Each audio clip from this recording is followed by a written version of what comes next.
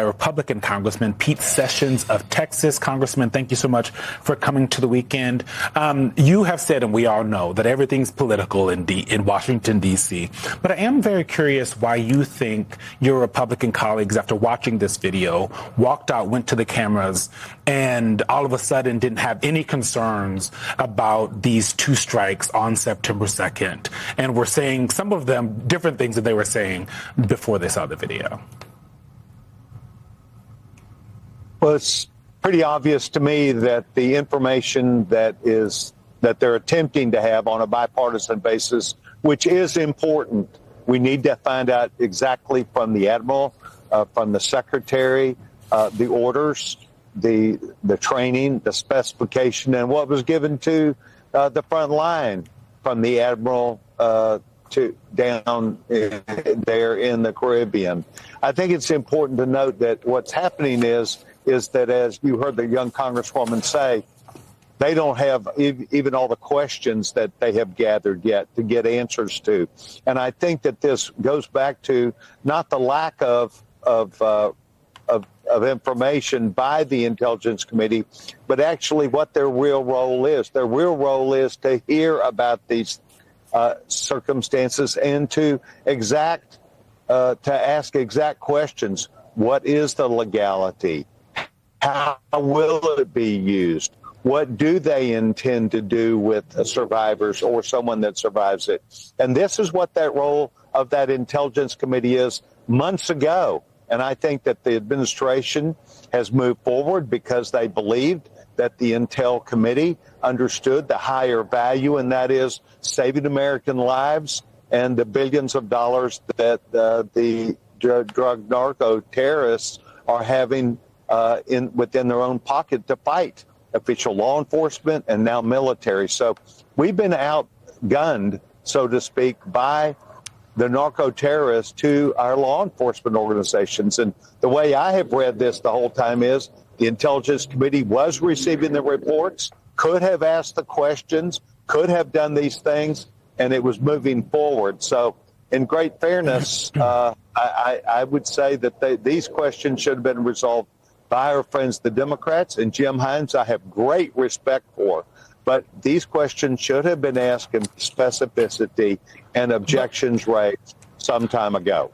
But Congressman, even while they were getting information, Democrats and Republicans, not just on September 2nd information they were getting from the administration, but all of the information they were getting frustrated with the amount of information that was coming. There were reports that they didn't even bring JAG officers' lawyers there to explain the legal rationale. Do you have no concerns whatsoever that the administration, we, the United States taxpayers, are bombing folks without absolutely being sure and being shown evidence that they are actual drug traffickers? Because we've seen no actual evidence. I don't know if you have.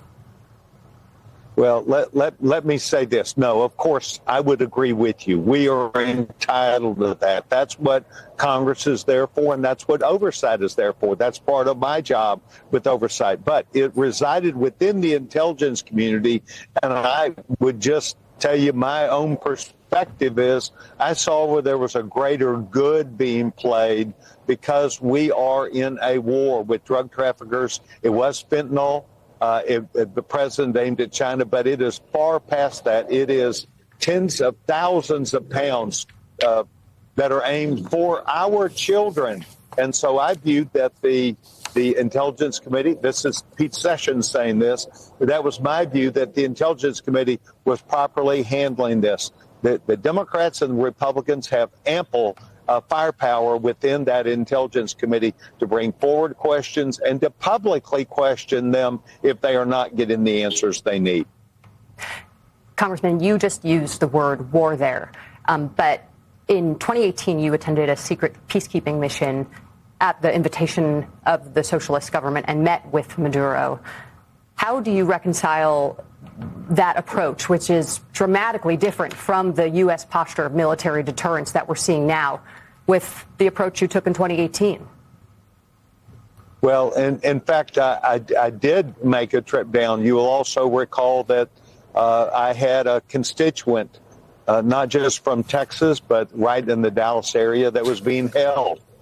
And it was done in coordination with the State Department. It was done with the understanding of Chairman Ed Royce and Senator Corker, who was also doing these things, as well as the gentleman Greg Meeks, who is a Democrat. It was a secret, so to speak, but it was not held secret from my colleagues nor the State Department. And the intent was to see if we could release at least a person. It didn't go much deeper. It went far, far deeper into discussions that I then brought back to the United States, to the federal government, to officials that were responsible for intel and legality. Congressman, last question for you. In an earlier answer in talking about the situation in Venezuela and the boats, you said we are at war with the narco-terrorists. Is that a war that has been officially declared by Congress? Well, the drug war is a term that has been used for many years. When my father was FBI director for President Reagan, President Bush, these terms were often used. The effort was against law enforcement. The effort was to gain a foothold, marketing people in the United States, which is very much what this huge group of people who came here across the border, 21, 22, 23, and 24. For me to use that term war does not denote an act of war. It denotes that we have awakened to a war that is against us by people who want to kill our children.